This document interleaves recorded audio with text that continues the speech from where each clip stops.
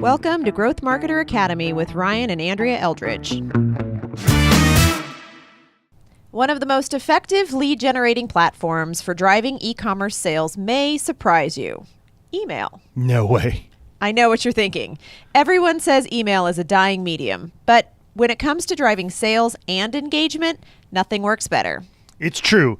Even better, automation lets you use behavioral link triggers to send the right email to the right individual right when they're ready to buy. Which can make email marketing your money-making machine. This is Ryan Eldridge. And this is Andrea Eldridge. Welcome to Growth Marketer Academy. This is episode 19 of the Growth Marketer Academy podcast. I'm Ryan Eldridge, Chief Strategist at Squirrel Digital Marketing. And this is Andrea Eldridge, Creative Director at Squirrel Digital Marketing. This is the first in a two-part series about how to effectively craft e-commerce emails that convert.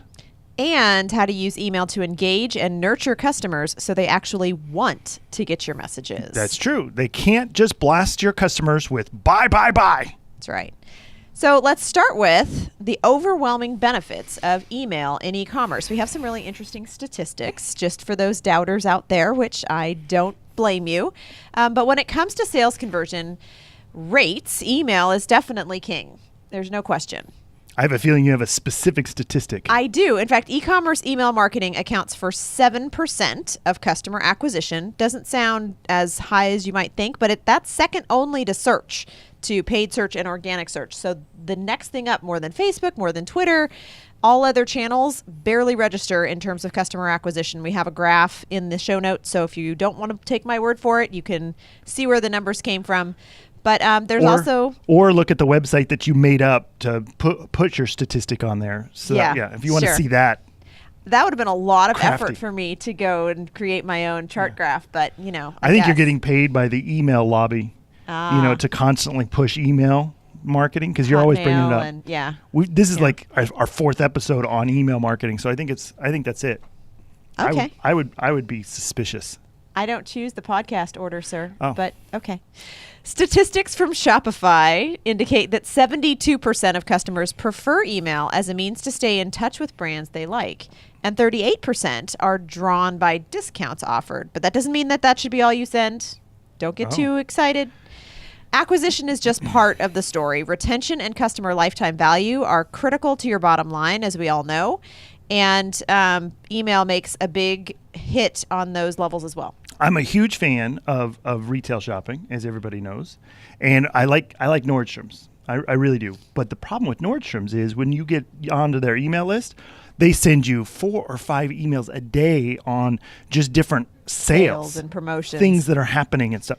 There's no story to them at all. They instantly go into my spam folder because I'm just like, I'm not interested in this at all. Now you're a Kohl's subscriber. Do you get Kohl's emails? I auto filtered Kohl's a long time ago. Same thing with Bath and Body Works. That's another one where it was like, and every promotion that you got had this like today only, ending now. And I'm like, you know what? When I plan to shop with you, I'll just search up the last message. And so I've got the filter set to just basically delete everything older than the last 2 messages because it would flood my inbox. These giant retailers just don't know how to do it. And so what they're using it as is almost like an advertising medium, the same way they'd use the Sunday newspaper ads that you'd get, But overkill. Yeah. Like the idea that someone isn't seeing your message every time and so they're going to just send it 16 times, it goes way over the board. So we're going to talk today about how to do it right so that your customer doesn't hate you about, 5 days into your campaign. All right, so how email fits into each stage of the buying life cycle is what we're going to talk about next. So the stages of the customer life cycle are prospects, existing customers, and then, of course, lost customers. Those are the 3 big stages of the e-commerce buying cycle. Okay. One of the things that we've learned over dealing with clients is a lot of the older clients that are coming into digital marketing, they don't understand that there's a constant re-upping or re-engaging of customers. They think, oh, okay, well, I'll put my best goods out and my customers will come to me when they need me. Rather than, no, your customers now have more choices than ever. You need to constantly just kind of keep them a little bit engaged in order to keep them coming back to you. So when they need you the next time, they'll remember you exist instead of just going to this other company that's now emailed them a couple times and had them go, oh yeah, that's right. When it comes to e-commerce and online buying, the discovery part of shopping is gone, right? You only use e-commerce in general. You only use e-commerce when you're actually looking to buy a specific thing. Oh, I need new yoga pants. Oh, I need some new shampoo. Oh, I need some shoes. I need these things, and so I'm going to buy them. Whereas in the old days, you'd go through a mall and you just kind of casually browse and you'd pick up, oh, look at that. I didn't know I would fall in love with this sweater. Or, oh, look at this. I didn't know I needed this gadget from Sharper Image, which is now defunct. But this discovery part of shopping is gone now. And that's what emails are supposed to be. It brings back the discoveriness of, oh, look at that. It is spring, and I didn't think that I was going to need new shirts. But now that you mention it, I freaking do. And look at that one. That one's gorgeous. Maybe I go shopping for that. Yeah. That's what it's all about now. It actually does help you move people through these stages, and it helps you win back lost customers by strengthening relationships. Yeah. Again, I know we've already said it, but too many promotional email blasts, you're going to fatigue your customers. So you need to add value and nurture your relationship. Yeah. Just like in modern retail, most of the customers that are kind of come to your site and look at your products are not going to buy. Like most of them. Just like in retail, most of the people that come into the store, they're not going to buy anything. And so what you need to do is those people that came in originally had an idea. They originally came to your site for a reason. You just have to find the right reason at the right time to get them to buy something. Gotcha. So what makes a great e-commerce email? Free stuff. Just nothing but free. Free. Yeah. Is that right? Just repeat that word over and over again? Did I get it right? No. Oh, well. Okay, so your email has to look good, yeah, read well, and provide a clear benefit to readers on the first read through. So we have a few elements that you just need to pay attention to get your email past that initial guardian, of your brain going, no, I'm not going to go there. Yeah. So most of this is going to be around the construction of a physical email, right? Or yes, a virtual, digital email, whatever. But it's all about the construction of the email. In the next episode, we're going to get into sort of the campaigns and the targeting and things like that, more fancy stuff. But this is really about the fundamentals of writing and creating and crafting a good email. That's right. And the reason we go in this order is because if we start with series, but we haven't given you the basics of how to even write a single email, the series part doesn't really, it's like cart before the horse. So, and everybody thinks they know how to write email, but that's because you've been writing emails to your friends, your family, coworkers, and whatever. And some of those rules of keep it short and sweet. Who's ever gotten a 5-page email and gone, oh, Jesus, do I really need to read this? I'm just going to have to leave it unread for a while, and then you never go back to it. Yep. All right, so I'll quit distracting you. Let's get to the first one. Okay. Number 1, the from name. The from section informs user who the email is from. That's pretty clear. But almost half of emails today are spam, and so your recipient is going to be really jaded about what comes into their inbox. And this makes the name that you display in the from section really important. You don't want to sound questionable. You'll be written off before the recipient even sees your message. You want to make it easy for readers to be able to figure out exactly who the email is from. Use your company name, or if you've created an attractive character, which we'll probably get into in the next episode, you'll want to use that, or some sort of company standard, right? Yeah, you want to be consistent, though. So if you've sent one email with your brand name, don't change it up and use a different name in future emails. It kind of breaks that general sense of congruity with your customer and can break some trust. I would honestly recommend that you not use an employee's name in this section unless your brand revolves around a specific person. At this stage, it's better to just be clear. The more kind of hidden you're making your appearance seem, the less trust that person instantly has the minute they open your message and they go, well, this isn't really from a person. Yeah. So if you try to make it look like, Fred from yourcompany.com, they're thinking, wait, is there something that's like, specific to my order? Yeah. Don't try and mislead with your from lines. Yeah, a digital marketer does something that's kind of interesting. They have an attractive character, which is Ryan Dice. He's the president, and then they've got the actual digital marketer brand. And when you sign up for their email list, your first emails come from Ryan Dice, and he kind of explains to you his philosophies. They call it the indoctrination series, and immediately following that, you'll get another email directly from direct digital marketer that's more like, hey, this is our newest blog post or whatever.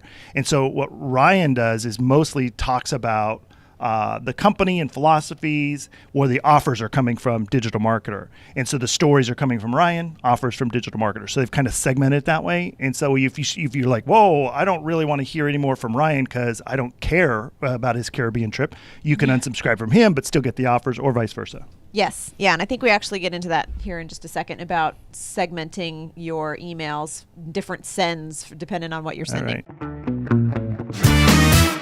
So number 2, the from sender address. This is also important because it's basically the email address that appears right next to the sender's name when the recipient opens the email. So while we talked about, not using Fred Smith and then an email address of customer service at, yourdomain.com. So you want to ideally use your company name. So digital marketer at, or digital marketer. And then next to that, customer care at digitalmarketer.com or something along those lines. Again, it makes a consistency for the recipient so that they know you're being above board. It's not like you're trying to hide anything unless, as you mentioned, there's a specific person that the recipient will recognize. Yeah. The main key here is avoid using addresses that say no reply. This does a lot of things to the recipient. It's, for one thing, likely to get caught up in the spam filter because most no reply messages are just auto-sorted by your email carriers. If that doesn't happen, the email copy just generally sends a negative vibe. I mean, I know I hate them because if I actually want to be able to do a follow-up question or respond in some way and I go no reply, okay, great. Now I have to go to the effort to find the contact information and I go over to their site and search it out. And it's like, it just instantly kind of puts you off to be like, really? Nobody wants to feel like they're cattle, right? That Right. We're being blasted to, and then we want to have a personal relationship, even if it's Coca-Cola. We want to have a personal relationship with the brand, and the instant they do that, it's clearly a one-way communication. And at that point, I feel like a cow, and I'm not interested in continuing talking to you, right? Whereas if Tom from Tom's Shoes wrote me, and he says, hey, Ryan, I really dig this thing, you'll be like, oh, even though I kind of know Tom's not really the one writing the message, it feels more personal to me. Right. Rather than no reply at Tom's Shoes, your order's being shipped out on Wednesday. And I'm like, whatever. It's just one-way communication. That's all I'm getting from that. Yeah. It just generally doesn't foster a feeling of openness or dialogue with your customer. And so why even go there to that degree? If it's that for your own convenience, you don't want people responding to that, they're going to send an email to you one way or the other. So just pick an email address that you're okay with getting these general messages to and use that as your sender email. So some examples are like hello@yourdomain.com or contact@yourdomain.com if you want to keep it relatively generic. Or you can try a few of these other options. Now, we've added some to the show notes. And Under Armour, for example, uses an interesting one. Is their from name is Under Armour, and then they do Under Armour at underarmour.com. I mean, how freaking consistent is that? Yeah. Clearly, we know who that's coming from. And that visual continuity does create kind of a subconscious feeling of trust with the recipient that they know exactly who it's from. No one's trying to pull any wool over anybody else's eyes. So another option, which we actually already touched on a little bit, is personalizing the sender email address for the purpose of your email message. So this would be something like, for example, newsworthy at yourdomain.com when you're sending newsletters, or deals at yourdomain.com when you're sending offers. We have an example in the show notes of where JetBlue does this, where they say, their sender is listed as customer commitment, and then it's customer commitment at jetblue.com. That's going to be specific to customer interactions where they're going to have a different sender email for like deals and bargains and, follow up about your specific flight. And it still allows your recipient to then filter the emails that they want to see versus unsubscribing. Because the one thing you don't want them to do is unsubscribe to the entire list and you lost that customer completely. Right. And so allowing them to segment out like, oh, well, I'm not really interested in deals anymore, so maybe I'll unsubscribe to that part or I'll filter that part. But I am interested in the travel tips emails that I get every now and then. So I want to see those. And so it allows them to do that and allows you to not lose a customer. Yeah, and for you as a brand, that single unsubscribe isn't a loss. It's a segmentation of your list, and they're segmenting themselves and allowing you to stay topical with them in such a way that it's beneficial to them. They're more likely to read your messages that you do send them because of the way that they've been allowed to say, this is what I want to hear about. Yeah. So number 3, subject line. So subject lines receive a lot of love when it comes to email marketing. This is because the subject line has the most impact in determining the success of your email campaigns. And if you go to the show notes, Andrea put a nice little chart up there. That apparently I crafted myself, which I didn't. It's from Experian Marketing Services, but I think she made that name up too. Yeah. So we'll see. He's so untrusting. I know, it's terrible. Because I've been in marketing too long. All marketers are liars. Oh, Everyone knows that. Well, so there's that. Anyway.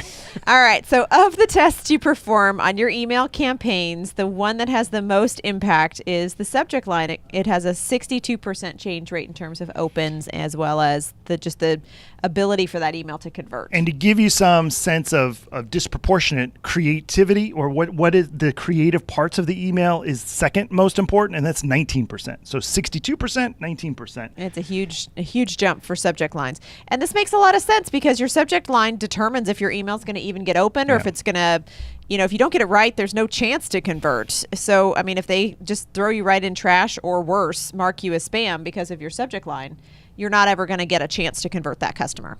Your subject line needs to communicate why someone should open and read your email, and it must be relevant. It's got to be appealing and informative. So here's a few tips to help get you started. First, keep it simple. We already kind of touched on this one. People scan texts, particularly in a full inbox. So shorter subject lines, which means less than 50 characters, make it easier to scan and quickly determine your offer. One way to really get to that sweet spot is you can test your subject lines for simplicity using something called the 4-second rule, which I'll let you explain. So if the user can't, well, actually, let me change the idea. Instead of saying 4-second rule, you can also call it the caveman rule, right? Is if you can't gather what the subject in the email is likely going to be about within a couple of grunts, then it's not really worth it, right? That's about 4 seconds. It's called the caveman rule. So I think it's Donald Miller from StoryBrand. He's the one that came up with the caveman rule. Nice. Is if you can't get it in 4 seconds, then you're going to lose them. And so you want to get them quick. You want them to let them know what it is about. And you want to avoid spam trigger words, right? That's like right. free, or here's a percentage off, or using a bunch of symbols, like a bunch of exclamation points. Sale today only! Exclamation, exclamation, exclamation, emoji, devil. And you're like, what? What is happening here? Or when it's all in caps, like it's yelling at you in your inbox, act now! And you're like, dude, seriously? No, I know that's exactly the email I don't need to open. Yeah, all of those things are going to set off spam alerts in almost every email client. And frankly, if it doesn't, they're just going to tune you out. And email services like Gmail will automatically route emails like this to their promotions tab if it doesn't go into the spam, and that means you're not going to be seen anyway. Yeah, in the show notes, we give an example from a company called Dixie Horse and Mule Company that basically their subject line says, enter for a chance to win a free horse trailer. And I'm thinking, unless you really wanted a horse trailer and you were sure that you really wanted to enter that contest, I mean, it's pretty much going to end up in your spam folder. And the problem is that if you never signed up for the list in the first place, wow, you are going to instantly get marked as like junk and spam. But and that's who going doesn't want a horse trailer? I mean, I know, somebody that's living deep in New York City is just like, son of a gun, I wish I had a horse trailer right now. Right? I got nowhere to put it, but I want one. I want one just to have Put one. in my living room. So you can be promotional occasionally, but be mindful. Avoid using overtly sale-focused language and symbols in your subject line. Next, you want to target. This is going to sound really terrible, but you want to target people's inherent fears. You are mean. I know, it's so terrible. And You want nasty. to talk about low supply, high demand. That kind of says, oh my gosh, I might miss out, right? People act predictably when scarcity exists, whether natural or artificial. Yeah, basically that means that their fear of missing out on a product or deal encourages them to take action then instead of procrastinating and like just being like, oh yeah, I'll come to that one some other time. So we gave another example in the show notes from a company called Minted that basically gave a sense of urgency. It's obviously an offer, but it's not like act now. It's like, psst, your 15% expires tonight. It's like kind of like subtle, like, hey, you got this offer in here and it's expiring. So plus, by now saying would be the time. Saying that it's your 15% off expires tonight says you already have this thing. You're about to lose this thing that you already have, rather than saying you are going to miss out on this thing that's going by you. Right? Yes, and so it kind of makes you feel like, well, I don't want to lose what I've got. That's not good. Right. So, and again, don't overdo it. If every subject line you send alludes to urgency, users are going to basically catch on and stop believing you. That whole, never cry wolf idea works very well in this scenario, because if you're constantly screaming wolf, wolf, wolf, then they're going to be like, dude, there's no wolf. I gotcha. So your always urgent tone is really going to just lead to fatigue and annoyance and do the opposite of what you want, which is encourage them to take action. Yeah. Next, you want to personalize. So when a person receives an email, they expect it to be tailored to them. To most marketers, this means mentioning the recipient's name. It does increase open rates, and we'll put a nice little chart that Andrea crafted in Photoshop for you to look at. So again, from Experian Marketing Services, the made-up name that she made. But unfortunately, this sort of using the user's name is kind of everybody's doing it. And so it's sort of lost its impact. Everybody knows my name, and when they send an email with my name on it, I don't feel the same like, oh, yay, it's somebody who knows me. That's right. I don't feel like that anymore. So to stand out, you can try personalizing subject lines based on other factors like the recipient's location, their gender, their level of brand loyalty, products that they've actually purchased and enjoyed in the past. All of these things lend a sense of personalization without kind of going to that default of just counting on their name to make it seem like you really know them. Yeah, you can also mention a product they may have purchased in the past. Like, Andrea, last month you bought shoes. Yeah. How about more shoes? There's never enough shoes. All right. And finally, just never stop testing. You can use these tips as a starting point to create your subject lines, but then you're going to need to just remember that you need to test and tweak constantly to optimize your results. Track your open rates, run A/B tests, really just identify what works best for your particular audience.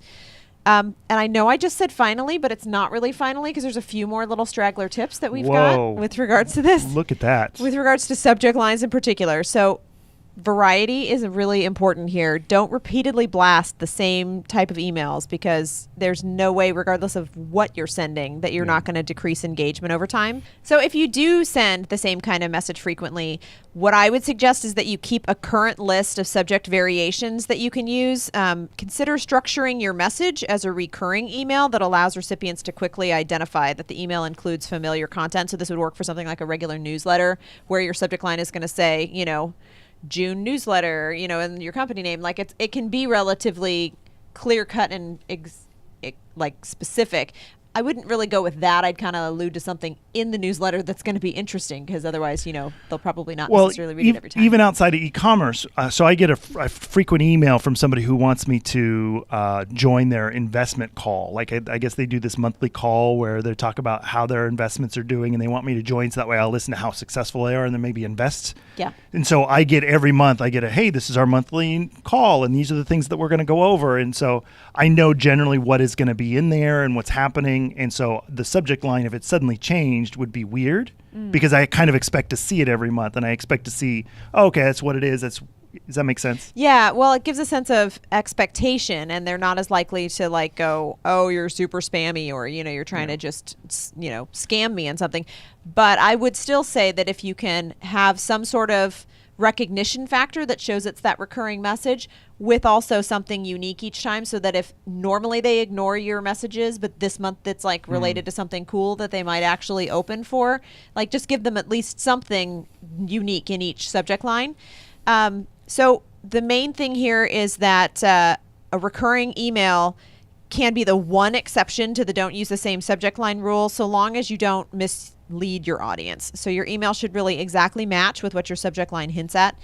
A misleading subject could increase your open rate, but it's going to be at the expense of customer trust. Yeah, when recipients feel duped, they aren't going to spend any money with you. That's right. We gave an example in the show notes again of a company that basically sent an email offer. It's a work week chic clothing company, and the subject line says RE currently in office. And it's okay, so when you open it, you kind of get what they were doing there, where they were like, all right, so work week chic for their clothes, I get you. But when you saw that email message coming through, you really thought it was something from a work associate that was saying they're currently in office. So you probably opened it when you open that, you're like, seriously? There's a lot of spammers that will use that, almost that reply line, that RE colon whatever, and they'll say regarding your last email, or regarding that phone call today, or something like that. And they're just trying to trick you and you know it's a trick. And then as soon as you open it, you're like, yeah, that was a freaking trick. And you're not going to give those people money. And No.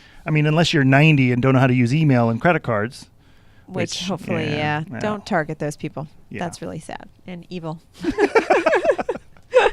So one other tip that we would have would be to test your subject line before you utilize it, particularly if you're doing a widespread send to a large email list. You don't want to like end up with a subject line that ends up not being clear. One company or website that offers this service is CoSchedule's Headline Analyzer. There's another one called Subject Line. And that's basically websites that will allow you to test your subject line's battle readiness. And we'll put links to those in the show notes. That way you can just go right to them. And if you want to read more about subject lines, as you've mentioned, we cover email a lot. And we actually have an entire blog post dedicated to email open rates and creating the best subject lines. And it's on our podcast, it's on our blog. And what is the title of that? What is the fancy title? Supercharge your email open rates with killer subject lines. Oh man, that sounds so good. I want to. I just want to read it now. Wrote it, but okay. Okay, that must have been a killer subject line. It probably was. Yeah. Right. So, item number 4, pre-header text. So pre-header text, it's sometimes referred to as preview text. It's a short little summary text that usually follows the subject line. So if you're looking at a Gmail, we put an example of how Gmail handles this. You'll see like who it's from, then the subject, and then next to the subject is sort of this pre-header text. Yeah, it almost looks like it's the start of the email. It's designed to give the recipient like a preview of your message's content before they open it. Yeah. It's basically, as far as a marketing perspective, a continuation of the subject line. But keep in mind, it offers you an additional, few characters there where if they're intrigued enough by your subject line to go, well, I wonder what that's about, then they can see further, a little bit more detail. They don't go on forever. So, we'll talk a little bit about length here in a second. But it's a really valuable tool when the email clients offer it. And so the two components kind of need to work together, very much like a headline and subheadline. Mm-hmm. If your headline is like, buy my horse trailer now, and then your next line is, and get a free pig farm. You're like, what? Right? I mean, yeah. Okay. I guess for certain niche markets, that would be really enticing. You'd be like, oh, horse trailer and a pig farm? Son of a gun. This is a great email. So some of the best combinations basically are designed to engage curiosity or improve the level of emotional connection with your brand. So we included an example in the show notes again from a men's clothing company called Top Man that uses both the subject line and then the preview text to kind of open a conversation. So the subject line says, "Do you like it shirty?" And then the preview text says, "We bet you do. Here's 5 summer shirt icons you need to know about." So it just kind of continues that flow. And from the reader's perspective, they can go, "Do you like it shirty?" Kind of like we did, and go, "What is that?" And then they'll read further and go like, "Oh, hi, I wonder what that is." So it increases curiosity. It can really engage your customer. Yeah. So you can also include a CTA or a call to action to increase your open rates in your pretext. So again, we gave another example on the show notes of a sender. In this case, the sender used their specific name. So the sender's listing is Joanna Wiebe. And what we were looking to show here was that she does give a very clear call to action of what she wants the recipient to do. So the email subject line says, "Reciprocity, does it still exist?" And then the preview text says, "If you love persuasion, you're going to want to see this post. Click here to see it." So it's like, okay, stupid, seriously, click here. Like, it's like it's directing you really clearly what you want it to say. Other factors worth considering in your pre-header text would include an irresistible offer, for example, something that was actually a legit, like, cool thing to receive. You can use urgency in your pre-header as well. Again, don't overdo it. And communicate your value add. So the length of your pre-header text, as we talked about before, is important. And again, don't overdo it in terms of length because it'll just get cut off. Yeah, and varying email clients will have different allowances for how much text you can put in these pre-headers. And interestingly enough, Andrea has provided us a nice little chart in our show notes that shows you exactly which client allows how many characters. So, for example, Apple Mail gives you 140 characters of pretext. Most Outlooks do not, except Outlook 2013 or Outlook for Mac 2015. There's 35 in 2013. In 2015, there's 55. So it varies quite a bit. And so you want to find the right balance of bringing your CTA close while also not creating this super long subject line that nobody can read. Yeah, well, and I would kind of take the shortest character limit for display of the format that you think the majority of your viewers will or recipients will be viewing their email on. Mobile is invariably shorter than any of the longer email clients. So even though Apple Mail gives you 140 characters, iOS in their native app gives you 90. So, I mean, kind of go with the lowest number and make sure that you stick within those parameters. In fact, we would basically say that limiting your pre-header text to 40 to 50 characters is going to be a safe bet, because it's going to be shown really for the most part, at least the majority of it, regardless of the device and email service. If they're going to show preview text at all, 40 to 50 characters should pretty much get you in that limit. And you always want to test how the pre-header visually affects your email. And the pre-header also appears in the beginning of the body of the email once it's been opened.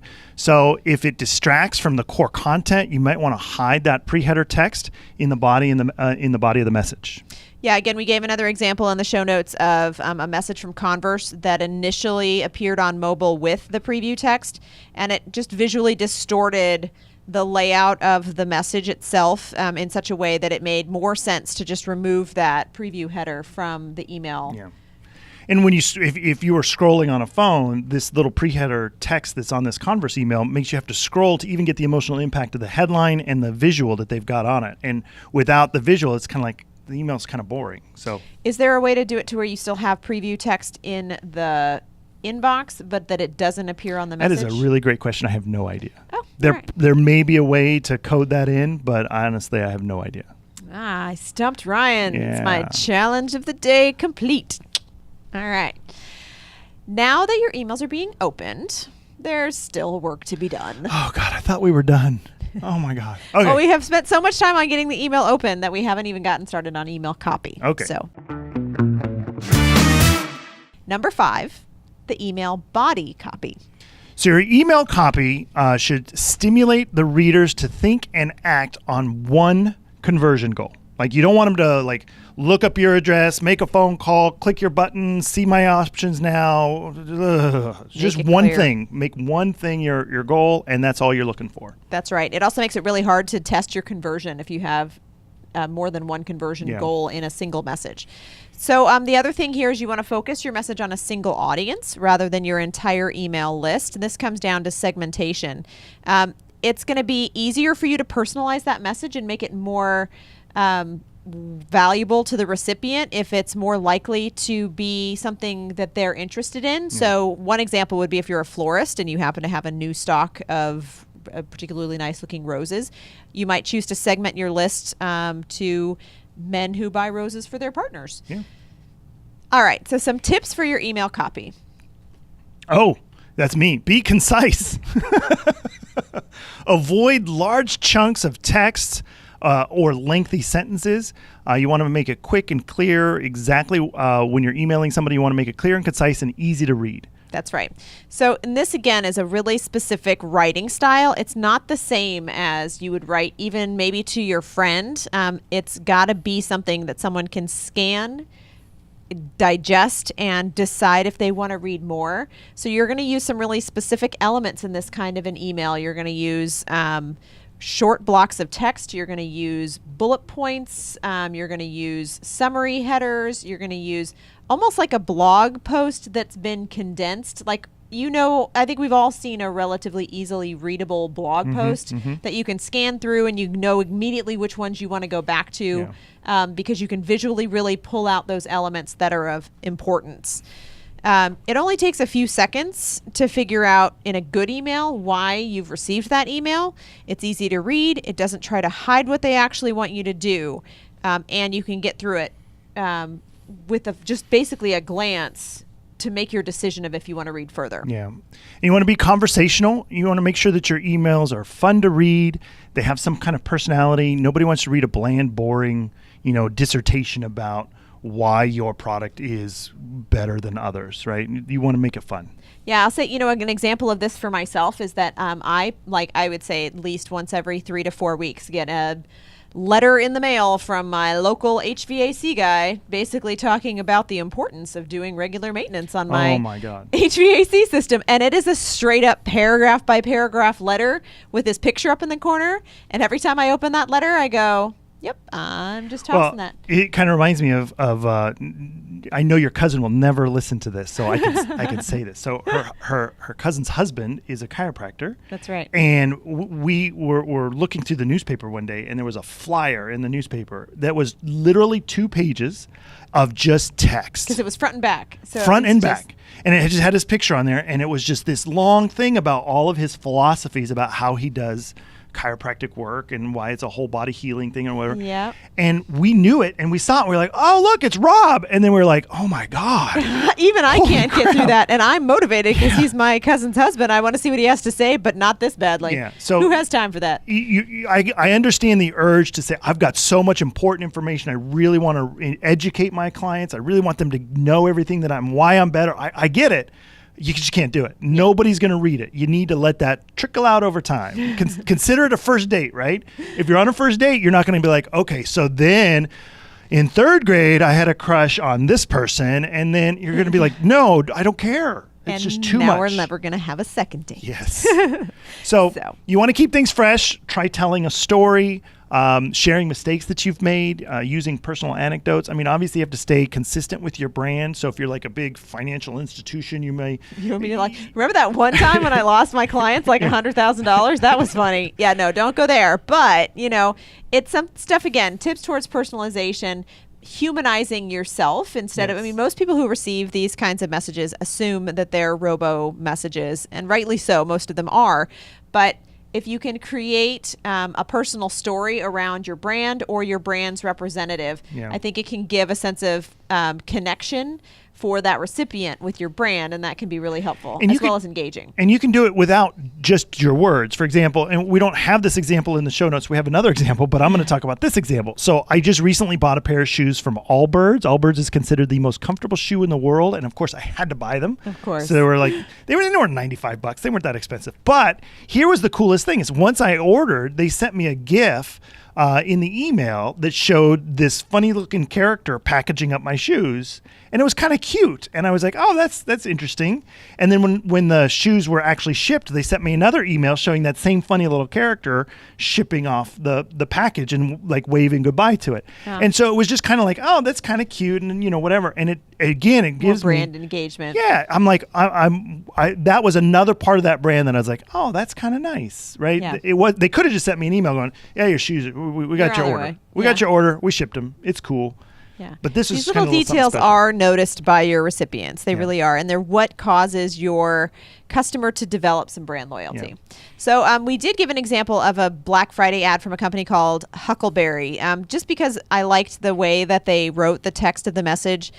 Do not go gentle in that good night rage. I mean, it gives basically a quote there and says, rage against the dying light, unless, of course, you win today's golden ticket prize. Everyone who orders today will receive. And it's like, it kind of engages you with this, highbrow quote. And then it's like, unless you want to just get in this contest. I think that juxtaposition, again, it's kind of funny. I would chuckle at that.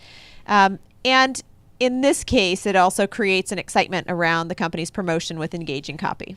So if you have trouble coming up with ways to be creative with your copy, my favorite place to go for inspiration is J. Peterman. If you guys remember Seinfeld, there was the J. Peterman catalog, and they would write these incredible descriptions of their clothing, usually all around stories. And so if you just go to jpeterman.com, it's a legit e-commerce website, and you can look at things, and they give you these. I was on the tundra looking at the rhino directly, and I knew he was about to pounce. And you're like, what's happening? And they're selling a trench coat, right? But it's just kind of these fun little descriptions of their clothing that makes you want to read them, and it's exciting when you see them. So it keeps you on the page longer. It keeps you engaged, and it keeps you, again, it's all about engagement. Yeah. So also in your email copy, you're going to, again, want to add some urgency. Your emails themselves should include some motivation to act now. Procrastination is inherent in our human nature. It's true. And if your recipient feels like they can put off acting on your offer or your call to action for a week or a month, they're going to leave it for later, and that means forever. That email is going to languish in their inbox until it's inevitably forgotten and eventually gets swept off to the trash folder. So again, this isn't about like act now. It's like about making your CTA clear and giving some sense of like why would they need to do this now versus later. Yeah. Number 6, the email body design. Yes. So I was saying that seductively. Did that not work? It was great. Oh. So it was great. It was great. So once you've got the words down, now it comes down to visual presentation. So this is all about what email design is going to come around to. And if your email reads like an ad, the recipient's just going to tune it out. Yeah, email should be designed to get readers to your store as quickly as possible. Mm-hmm. So you want a clean, simple design. That's right. And match the design and copy of your email to the intent of your reader. So for example, if you're just looking to sell a product or announce a sale, then a good high quality image with a few words is going to work really well here. I mean, if you're just basically saying, you know, tennis rackets are now on sale, and you've got a really nice, cool image of either that tennis racket in a really good sports, shot, or the racket itself showing some of its amazing features. That's all you need to do. Short and sweet. Just you get your point across. But if your product is complicated, then instead of trying to shove it all in your email, you want to send your recipients to a landing page that's going to show them all the more detail that you want to give them. Because again, if visually that recipient reads that message or opens that message and sees a mountain of text, they're just going to move on. So sending a link to a product page is a better choice here. And every part of your email has a specific job. The subject line, its job is to get you to open the email. The email body is designed to either get them to click on the CTA to go to the landing page or the shopping cart page that you're trying to get them to. So you don't have to sell them everything in the body of the email. That's right. If you've got multiple things you're trying to sell and you've only got one CTA, send them to a landing page where they can then get different ideas or different options. And we have a few tips to keep in mind when you're considering the design of your emails. So one thing you want to do is plan for the chance that your images may be stripped from your message. So if your entire message is just an image and all of the words are on the image, that's going to be a problem. Yeah. Because some email clients block images, and the user would then have to manually opt out of blocking images. They have to click a little button in the top that says show images in this email. Yeah. And data analysis from Google actually indicates that image blocking affects 43% of emails, so it's more common than you might think. So when designing your email, consider how it's going to look if the image was stripped and make sure that it at least still makes sense. I know I usually, if I ever get that notification, will want to choose to see images, but not everybody will. And I guess most marketers know that the images can often be used as tracking. So that's why it's turned off in most emails, is because that image is now referring to an image somewhere on a website somewhere, and that's how they can track whether or not you open the email, how far you scroll down in the email and things like that, because it rendered those images. And so that's why email clients are blocking those, especially if you've never had an interaction with that company before. They're going to block those by default. I see. So this makes it really important that you avoid embedding critical content within an image, particularly your CTA. If you do really feel like it's important that you use an image in particular, include alt tags so that the reader can really identify easily and quickly what it is that was in that place before the image was stripped. And we've got a couple examples in the show notes to show you what that kind of looks like. One where it's an image of the product, and then suddenly the images are missing. Mm-hmm. And then there's another one where we've got a picture of where the alt text shows you, and it makes it more clear, like, oh, I'm missing something here. Maybe I should let these images load. The next tip here is if you are using images in your email, make them impressive. So if readers are able to see images, engage them with something that's really stunning. Use high quality photographs. Help potential customers really experience the product with those images. If you can place the product in context, showing that recipient how they can use it, that's even better. So use images that are eye-catching or informative or can build some sort of emotional connection. So we added into the show notes bridal photographer, and it's super easy to make bridal photography engaging because and emotional. I mean, it's the most emotional day for most people, right? So there's this lovely picture of this man and this woman. They're giving each other a little kiss, and the blurry background's got this big mansion behind them, and it just looks like it's The my fairy ideal tale wedding. And I think that that's the key here is ultimately what a bridal photographer is selling is the perfection of the day for Yeah. whoever's booking that. They want to imagine that even if they're getting married down at the Elks Lodge, that's still going to be what their photos are going to look like, you know? And so that's ultimately why you want to use these really specific, engaging visuals. And you want to limit those big images down to about 600 pixels or so because scrolling to the right of your, it just sucks. And you got to keep in mind that most people are going to be looking at these emails on their phones. Most emails, most of the time I interact with email is on my phone. And so if you're not using responsive email design, you're not using properly created images, and you're not compressing them to load quickly enough, that can all affect your open rates and whether or not people are going to engage with your email. That's right. So design your email in this format to ensure that your email dynamically adapts for best viewing, regardless of which device readers are using. Make sure that your CTA or your call to action is easy to spot. So you want to include at least one call to action. You want to just send them an email that just says, "Take a look at this picture." Yeah. You want them to do something, right? You move them to action. And you might need more than one if your email requires vertical scrolling. So if you did go into a place, or particularly on a mobile device where they're going to be scrolling for a little while, you've got a couple things that you're imparting informationally wise, including it at the top before the fold in email speak, which means before you have to start scrolling.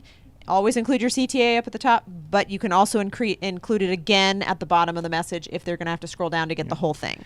And make sure your CTA is going to the correct page you want them to go to. You don't want to just send them to your homepage and be like, "Good luck figuring out where you're supposed to go next." Right? Because you don't want that person who's obviously taken the bait and is interested enough to click. And then you send them just to your general page and they're like, "But wait, you showed me a picture of a very specific shirt that I was interested in, and now I have to figure out how to find that through your really terrible search." Or you just sent me to a generic shirt page. Yeah. Oh, okay. Right. Are you looking for men's or shirts. women's? I'm like, you should have known this by now. Because you sent me an image of a men's shirt and I clicked on that image. Yeah. Man, that is a lot of great info about how to craft the optimal e-commerce email, and I bet you're ready to get cracking. But wait, it's not all about sales and promotions. Aw, man, money making is my favorite part. You have to engage with your customers so they want your emails with a variety of email campaigns. Which we'll get to in our next episode. That's right. That's it for today. Be sure to head over to growthmarketeracademy.com to check out the show notes and links to the resources we talked about today. And if you like what you're hearing or we're helping you grow your business, make sure you rate us and leave us a review. Oh, yes.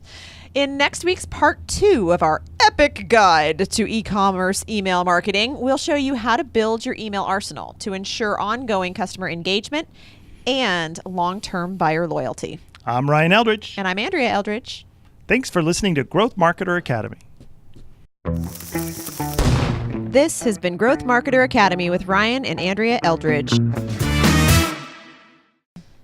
Email automations that use behavioral linked triggers to send the right email to the right individual right when they're ready to buy. Wow, that's a lot of rights. Let's do it.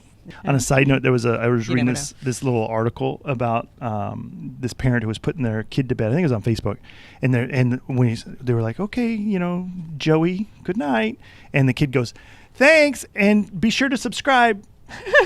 And the dad was like, "Where the hell did he pick that up?" And mom goes, "YouTube." He thinks that's how you say goodbye. Oh, jeez.